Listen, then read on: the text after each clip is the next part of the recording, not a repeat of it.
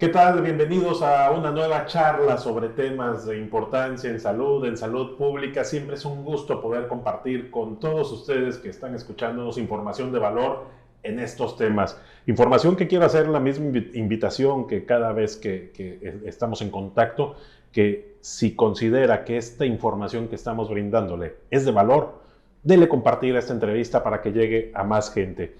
El día de hoy tengo el honor de platicar con nuestro invitado, que es el doctor José Manuel Hurtado Capetillo, médico epidemiólogo, coordinador del Centro de Estudios y Servicios en Salud de la Universidad Veracruzana, médico investigador, y que además pues vamos a abordar un tema que sigue siendo de actualidad, un tema que nos ha llenado todos los espacios de salud desde hace un par de años para acá con la pandemia, y como es el tema del COVID, y en esta ocasión queremos platicar con el doctor el tema de la vacunación contra el COVID, sus beneficios, sus ventajas, desventajas de quienes no han vacunado, qué podemos esperar, en fin, una plática que esperamos que sea de gran interés para ustedes. Médico, bienvenido, muchas gracias por acompañarnos. Muchas gracias, muchas gracias. Pues definitivamente algo que nos cambió la vida de hace un par de años para acá, el tema de esta pandemia del COVID. Al principio pues un poco o mucho desprevenidos, ¿no? A marchas forzadas empezar a tomar, buscar tomar control de la pandemia, de la enfermedad, y en ese mismo lapso, a la vez de ir tratando a quienes iban padeciendo la enfermedad, ir buscando también el tema de la prevención, las vacunas, y finalmente hemos ya llegado a un esquema que todavía falta mucho por hacer, ¿no? Así es. Sí. ¿Cómo ve el esquema actualmente de vacunación de COVID? Sí, a nivel mundial, pero sobre todo aquí en México, ¿sí se ha avanzado en gran medida? ¿Ha ayudado? ¿Qué podemos seguir esperando? Sí, pues gracias. Es muy importante que nosotros podamos identificar la eficacia que ha tenido la vacunación con base en la respuesta que hemos vivido ya en la población. ¿Qué quiere decir esto? Nosotros, 2020, empezamos a escuchar sobre el virus de COVID. Como casi todas las cosas, las consideramos que no nos van a tocar, no nos van a afectar, no van a llegar acá, y oh sorpresa, los primeros casos aparecen y las primeras personas empiezan a fallecer. Esto es preocupante, alarmante. Los medios empiezan a señalar realmente la fuerza que está teniendo esta enfermedad y obviamente uno como población se preocupa. Los hospitales empiezan a saturarse, mucha gente fallece y entramos en esa parte de ¿y qué vamos a hacer? Sale una alternativa que es el cubrebocas, pero sabemos que es una alternativa que depende de muchos factores, tipo de cubrebocas, usarlo, no usarlo, cuánto tiempo usarlo, y estamos a la espera de esa necesidad que se llama vacuna. La vacuna de pronto no está, para esa enfermedad que no teníamos, no existe una vacuna, y entonces vemos esa parte de la eficacia que es contar con una vacuna y el problema de no tenerla. Y entonces cuando empiezan a salir las primeras vacunas, ya llevábamos una ola, 2 olas, un nivel de mortalidad, de letalidad muy elevado. En algunos lugares de cada 100 personas enfermas llegaban a morir hasta 20, 23 personas, y esto era preocupante. Cuando empiezan a salir las vacunas, empezamos a preguntarnos qué eficacia tiene. Mucha gente no se lo preguntó. Mucha gente dijo, ¿a dónde voy? ¿Sí? ¿Por qué? Porque ya les había costado mucho sufrimiento perder un familiar, y entonces pues recurrimos a esas vacunas que afortunadamente, aunque fue en un tiempo récord, estas vacunas ya venían de ser probadas, por lo menos en las primeras etapas, que son donde si te vacunas, la vacuna no te mata, ¿sí? Que es donde si te vacunas, la vacuna ya tiene un efecto. Y entonces, ante esos estudios, pues la población científica dijo, adelante, no te vacunas, te mueres. Si te vacunas, vamos a evaluar la eficacia de la respuesta. Se empieza a vacunar la población y para las siguientes olas vemos que aunque hay muchos casos, ya no es el mismo nivel de mortalidad. Entonces, ¿qué cambió de una ola a otra? La vacuna. Cuando en una investigación la única variable que se modifica es una, y que en este caso fue la vacuna, pues obviamente a todas luces la vacunación estaba siendo efectiva, ¿sí? Mucha gente de pronto dice, pero sí sirve. Cuando les presentamos los resultados de la población que había muerto antes de ser vacunada y la población que estaba viva a pesar de haber tenido el virus, empezamos a cambiar nuestra perspectiva del COVID y empezamos a entender que la vacuna tenía una razón de ser. Nos sentimos seguros, empezamos a relajarnos en algunas medidas y empezamos a ver también cómo empezaron a fluir muchas vacunas. Vacunas que de pronto tocan esta parte sensible de la población donde la vacuna fulana está teniendo una reacción. Y entonces, poco nos gustan las vacunas y de pronto nos sentimos seguros ya de la enfermedad y sale una reacción, pues en ese momento pensamos, ya no hay que vacunarnos. Y entonces viene la parte de las empresas que están dedicadas a la vacunación y nos dicen, a ver, tenemos que probar, tenemos que evaluar. ¿Y qué encontramos? Que bueno, como todo proceso nuevo, en algunos casos las propias condiciones de salud que uno tenía, pues favorecían que uno tuviera alguna complicación. Y al estar vigilando nuestra salud, pues empezaron a encontrar pues que nuestra población no es perfectamente sana, que nuestra población ya tiene alguna enfermedad de fondo y esto generaba cierta vulnerabilidad. Pasamos esa etapa, continuamos con la vacunación y entonces empezamos a ver que ya había forma de aplicar más de una vacuna. De pronto nos decían qué vacuna te vas a poner, como no está a nuestro alcance la adquisición, pues es la vacuna que en este caso nuestro gobierno pudiera adquirir. Se empiezan a hacer estudios que evalúan la eficacia y empezamos a ver simplemente de una forma muy llamativa a nivel de medios hospitalarios que aunque las vacunas no lograban impedir una transmisión, sí estaban logrando una disminución muy significativa de la mortalidad. Y de primera instancia les puedo decir que esta es la primera respuesta que como población nosotros observamos, donde la población que se vacunó definitivamente dejó de verse afectada en este proceso de gravedad que estaba teniendo. Pero ya han pasado 3 años, han pasado 5 olas, estamos viviendo la 6ª ola y la 6ª ola ya nos puede decir muchas cosas, así como una radiografía. Ya nos puede decir, primero, estamos enfermando, pero ya no en la misma cantidad. La gente está falleciendo, pero en una proporción muy pequeña. Y lo más importante, que las personas que están falleciendo podemos identificar ya cuáles son sus características que ellos tienen para poder decir, a ver, si este virus ya se llega a quedar con nosotros, ¿quiénes son las personas que se deben de preocupar? Pues prácticamente las personas que ya conocíamos, adultos mayores, pero no solo por la edad, sino porque tienen una condición de salud que ya los lleva a una situación vulnerable y entonces algunos de ellos pueden tener cáncer, pueden tener una enfermedad inmunológica deficiente, pueden tener enfermedades comunes como diabetes, hipertensión, pero mal controladas. Entonces, en esta 6ª ola, las personas que han fallecido ya podemos empezar a caracterizar que ya no es la población en general, ya no es el grueso de la población, ya son personas que muy probablemente, si no fuera por COVID, también hubiesen podido fallecer por un cuadro gripal, por un cuadro de alguna otra variedad, porque ya sus condiciones de vida no tenían la misma competencia que en otro momento. ¿Esto a dónde nos lleva? Que de una forma u otra, las vacunas que nos han aplicado, por lo menos en nuestro país, han generado una respuesta inmune, sí, han fortalecido la capacidad de nuestro sistema inmune, han evitado que desarrollemos una condición de gravedad y además ha permitido que cuando nos volvemos a enfermar de COVID por exposición natural, ya no tengamos esa respuesta de agresión y no llevemos a nuestro organismo a ese desenlace. Entonces, en ese recorrido de las vacunas, podemos decir que hemos sido beneficiados totalmente. ¿Que la enfermedad se ha controlado? Sí. ¿Que puede haber todavía transmisión? Como lo ha seguido habiendo con influenza, como lo tenemos con la gripe y como lo tenemos con muchas enfermedades, pero en una expresión ya muy controlada. Y si esta enfermedad ya se va a quedar con nosotros, afortunadamente el impacto que va a tener nada que ver con la primera ola, segunda ola. Ya tenemos esta condición desde el punto de vista médico estudiada, desde el punto de vista de vacunas, esperando estas evoluciones que tienen que transitar, como han transitado muchas vacunas, a que de pronto el virus muta. El virus también es un organismo que intenta subsistir y entonces cambia algunas partes de su genoma, esto es de su estructura básica. ¿Y qué busca el virus? No desaparecer. ¿Y qué buscamos nosotros? Contener y controlar ese virus. ¿Y qué vamos haciendo poco a poco con las vacunas?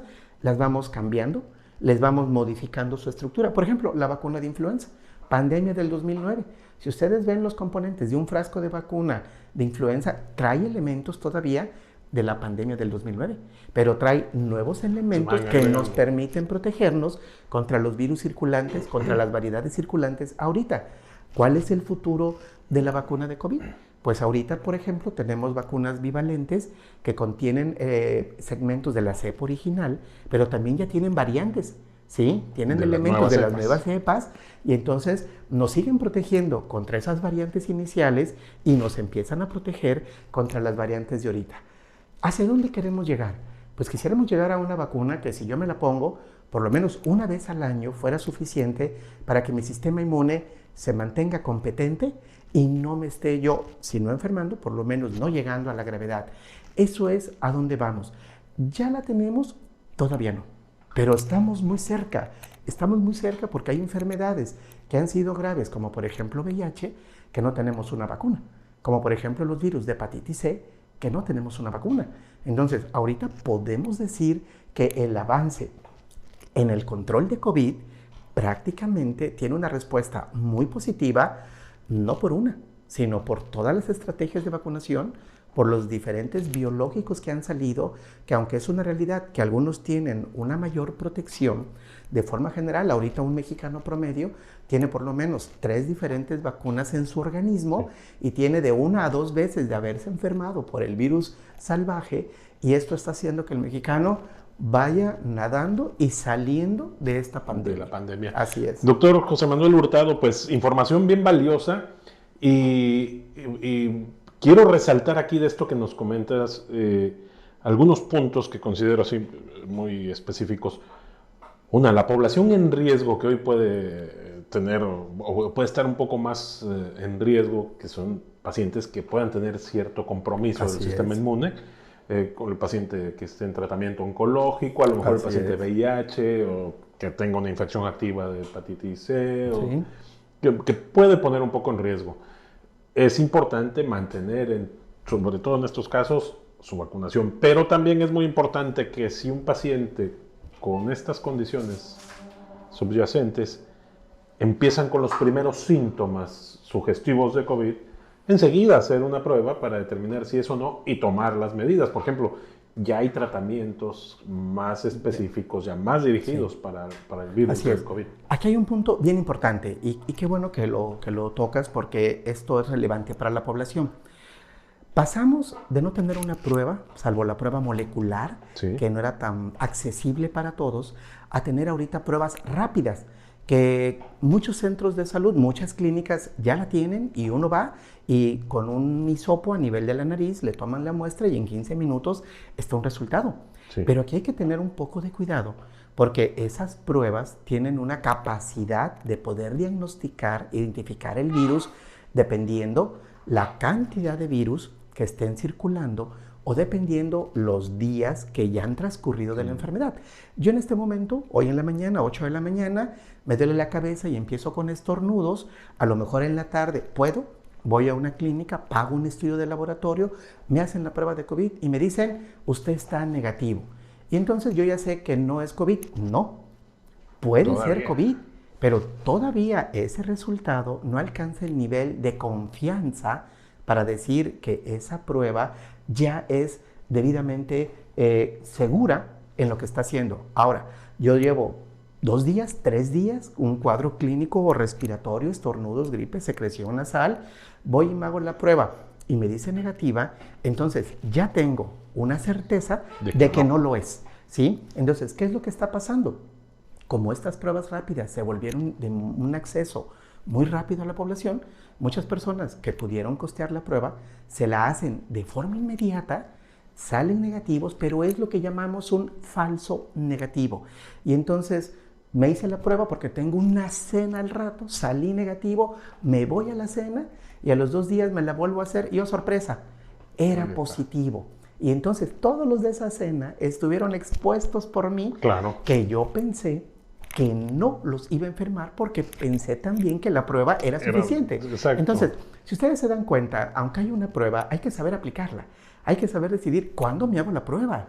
Y también la población debe de entender que aunque haya una prueba y esta salga negativa, si no cumplió los requisitos, yo siempre les digo, una persona que está embarazada, al otro día no sale positiva. Hay que esperar unos días. La prueba de COVID tampoco sale positiva inmediatamente. Si nosotros comprendemos esto, vamos a ser muy cuidadosos. Me pongo mi cubrebocas porque sé que estoy enfermo, me espero el tiempo que mi médico me indica para hacer la prueba, me hago la prueba. Y si ya el tercer día salgo negativo, no tengo eso. Si salgo positivo, por lo menos durante ese tiempo no estuve transmitiéndole a otras personas. Claro. Ahora, aunado, porque al final es un súper beneficio tener una prueba. Bien aplicada es excelente. Aunado a esto, si yo me hago la prueba y salgo positivo y resulta que tengo 60 años de edad, pero tengo diabetes y mi diabetes no anda muy bien, mi azúcar anda muy alta, me dan mareos, la presión me anda persiguiendo y la obesidad no me deja correr, pues entonces soy una persona de riesgo y tengo la posibilidad de que ese virus, aunque yo esté vacunado, pudiese ser más perjudicial que alguien que está en mejores condiciones. Claro. Ahí entran los medicamentos que ya tenemos, que ya contamos, que algunos ya se manejan en algunas instituciones y por nuestros médicos. Y ese medicamento, si usted lo toma en los primeros 5 días, aunque usted no esté grave, pero tiene el riesgo de ponerse grave, ese medicamento va a evitar que usted se ponga grave. Que se avance la gravedad. Mucha gente dice, oiga, yo me lo tomé y no me pasó nada. Y yo les digo, excelente. Qué bueno. Excelente. ¿Qué quería usted? Ponerse grave para ver que el medicamento no funcionaba. Bueno, no. Entonces aquí debemos entender algo. Esto es prevención. Mi clima no sirve, mi clima sirve, vienen a repararlo, a revisarlo y sigue funcionando igual. Sí, porque no estaba mal. Solamente le dieron un tratamiento preventivo. Yo no estoy grave, tengo el virus, pero mi condición me puede llevar a la gravedad. Tomo ese medicamento que va a evitar que el virus se replique más tiempo, que ese virus se esté multiplicando, corta el tiempo el que el virus está en mi organismo y salgo de la enfermedad, no me pasó nada y entonces ya no es solo el cubrebocas, ya no solo es la vacuna, ya no es solo una prueba rápida para tener el diagnóstico, sino ahora hay un tratamiento. Entonces, si a pesar de todo esto nosotros tenemos riesgo de fallecer, hay que preguntarnos realmente por qué. Porque tal vez no me quise vacunar, no uso cubrebocas, me dijeron que me hicieran la prueba y yo dije, no tengo nada. Al final me dicen, tómate el tratamiento. ¿Para qué? Entonces el desenlace ya lo sabemos. Ya podemos ver cómo... Así es. Y ese es el otro de los puntos que observé en tu primera participación.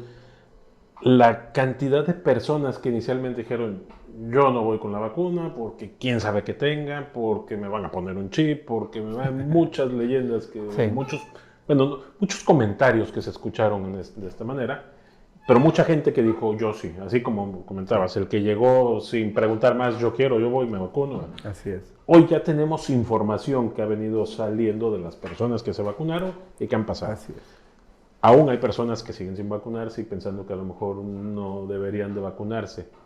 El consejo para ellas, de acuerdo con tu experiencia de médico, es hay que acudir a vacunarse. Yo les diría, tiene usted que vacunarse. No se quiere vacunar, nada más cheque que usted sea una persona sana. Cheque que tenga una condición de salud donde si el virus llegara a su organismo, usted está en perfectas condiciones para darle batalla a ese virus, ¿sí? Pero yo le diría, ¿para qué se arriesga? ¿Sí? Sí. A la vida hay que irle a la segura si queremos disfrutarla y si un piquetito, ¿sí? O un esquema completo de 2 dosis y un refuerzo me va a llevar a esa seguridad, pues adelante. Con esto yo sé que si en otro momento el virus llega a mi organismo, yo voy a tener la capacidad inmunológica, voy a tener la competencia inmunológica para hacerle frente. Correcto. Tal vez 2-3 días de un cuadro respiratorio y adelante. Mejor 2-3 días que hasta ahí llegamos. Perfecto. Ahora, las personas que han tenido ya 2 o 3 aplicaciones de la vacuna, ¿qué es lo que sigue? ¿Seguirá una aplicación anual? ¿Con cada qué frecuencia Bien. es conveniente? Algo que también hemos estudiado es que conforme pasan los meses, la capacidad del sistema inmune empieza a disminuir. Por eso es que se han establecido refuerzos para Sí. tratar de volver a elevar ese sistema inmune. Hasta ahorita no tenemos una vacuna definitiva que digamos, esta es la buena y ya no hay otra. Por lo tanto, ahorita en este momento nos vamos a tener que seguir revacunando. En promedio se están aplicando dosis de refuerzo cada 4, cada 6 meses. Muy probablemente en muy poco tiempo tengamos otras variedades de vacuna, vacunas bivalentes que nos van a dar más tiempo entre dosis y más seguridad. Perfecto. Muy bien, pues importante esta información a considerar si empiezo con síntomas y estoy dentro de estos grupos de riesgos. Bueno, empezar a tomar medidas de prevención, esperar el tiempo que el médico comenta para poder hacer la prueba y que es más o menos 2 a 3 días. Y ya de ahí poder llegar en caso de ser positivos, a tomar el tratamiento cuanto antes para tener más herramientas y salir adelante. Y por otro lado, seguir con los esquemas de vacunación. Médico, ¿dónde la gente que nos está viendo, si tiene más dudas que no hayamos tocado hasta el momento por aquí, en dónde pueden encontrar redes sociales, teléfono? Bien, mire, con todo gusto, nosotros en la universidad tenemos una página de Facebook, que es la página, se llama SES, SESS, está en Facebook, y también con todo gusto mi correo es mhurtado, hurtado con h, @udv.mx, y con todo gusto. Correcto. Nosotros estamos en la mejor disposición de responder ante sus dudas. Consideramos que la orientación, la comunicación, la difusión de este conocimiento es clave. Ya si a pesar de todo no queremos tomarlo en cuenta, bueno, ya es responsabilidad de cada uno de nosotros. Claro. Y otro dato bien importante también para, si usted que nos está viendo es una persona que está dentro de estos grupos de riesgo que se mencionaron, en un tratamiento oncológico, en un tratamiento a lo mejor por trasplante de órgano que está manteniendo a raya, por llamarlo de esta manera, el sistema inmune. En fin, de estos grupos de riesgo y empiezan con estos síntomas, pues que sepa que puede acudir al Centro de Investigación Clínica FAICIC, donde puede haber una prueba gratuita, si está dentro de este grupo de riesgo, para validar si tiene o no tiene. Y en caso de que tenga, bueno, ver qué opciones puede haber del manejo de la misma. A nivel institucional también ya hay tratamientos que pueden tomar, pero el chiste es que estemos teniendo cada vez más herramientas. Insisto con mi recomendación de cada una de estas charlas de temas de salud que tenemos. Si usted considera que la información que hemos aquí brindado es de valor para usted, déle compartir a la plática para que llegue a más gente, que esta información pueda difundirse. Doctor Hurtado, ¿algo que le gustaría agregar que a lo mejor no hayamos tocado en esta plática? Quiérase mucho, cuídese mucho. Recuerde que la vida hay que vivirla, no es para sufrirla. Muy bien, muchas gracias. Nos quedamos con este excelente consejo. Gracias por su atención y seguimos platicando aquí de más temas de salud. Hasta la próxima.